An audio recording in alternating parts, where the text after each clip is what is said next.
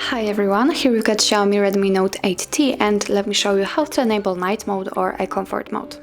So first of all, let's begin with some customization. In order to do that, let's open the settings, let's find the display, and here we've got the reading mode, so let's tap on it.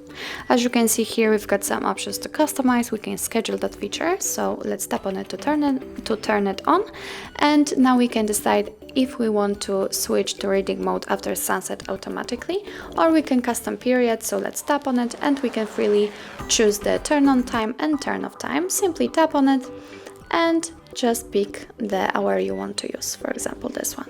And as you can see, it automatically turns yellowish because we are now in this chosen period. But let me turn it off. Now the reading mode is on. Here we can adjust the intensity of that feature simply by swiping. It's up to you how you want to custom it. Okay, so let's get back. This is the whole customization of that mode. In order to have much faster access to this feature, simply unroll the top bar and let's find the reading mode icon. Now it is turned on. In order to turn it off, just tap on it. And as you can see, the screen turns to its normal state.